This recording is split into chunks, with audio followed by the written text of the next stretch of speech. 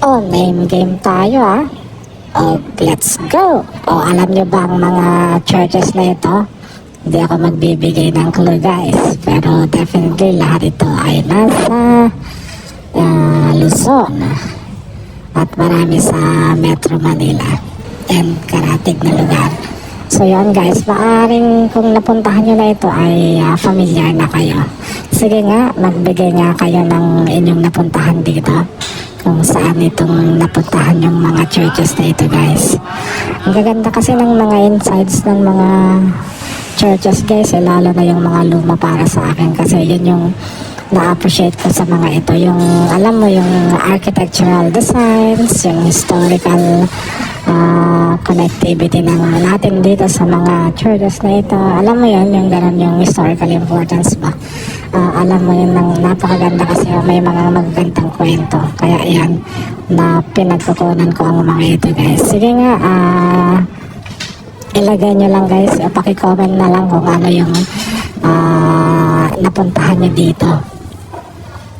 So yan, diba guys, ang ganda ng mga loob ng mga churches nito, and even yung labas guys, maganda. Mas na-appreciate ko nga yung labas actually, pero syempre iba rin yung nakikita nyo yung loob. Diba, ang gaganda ng mga design sa loob guys. Yung walkway pa lang o yung daraanan mo papunta doon guys. Alam ko marami pang mga mas magaganda dito guys na mga churches at gusto ko pa rin puntahan ng mga yon. Minsan kasi yung mga churches sarado pag napupunta ako kaya hindi ko na nakukunan yung loob, pero ganun pa man, usually kasi mga, diba, yung pagpunta natin is na yung buong church nakikita natin, pero minsan pag sarado hindi na natin napapasok. Pero maganda rin mapasok para makita yung loob at ma-appreciate din yung mga ganda nito. Marami sa amin sa Ilocos ang mga ganda rin, diba guys? At marami rin sa Cebu, ganun ba? Negros. Sa ngayon dito lahat to sa Luzon. Magaganda yung mga loob ng mga churches na ito. Gusto kong puntahan din yung iba pang mga lumang churches kung madadako ako sa mga areas na yun. So happen lang guys, wala pa akong paglabas eh. So hopefully pag lumalabas naman tayo, pag may panahon akong huminto sa isang lumang simbahan, talagang hihinto ako at kukuha ako ng mga ilang mga videos sa mga ito. Diba guys, magaganda. Yung free ko na ito guys, ito ay nasa Manila, malapit lang sa atin dito sa UN. Diba guys, magaganda yung mga naririto, magaganda yung loob. Siyempre sino ba naman ang hindi nakakikilala dito, diba guys? Ito ang Baste, diba? Puntahan nyo ito, napaganda ng Baste. So yun guys,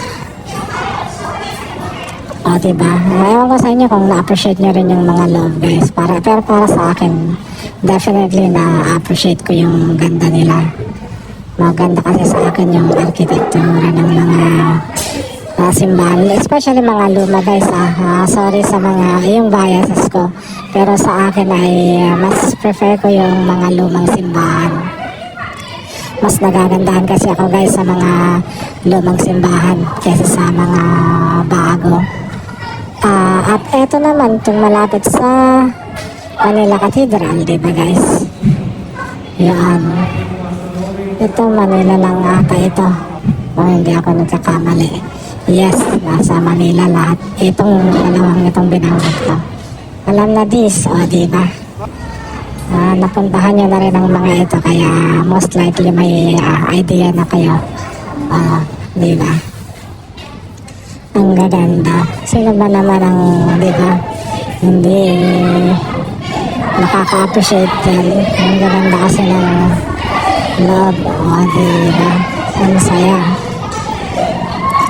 Manila lang din ito guys. Ayun, familiar ba? Paki-comment na lang guys kung ano yung alam niyo dito.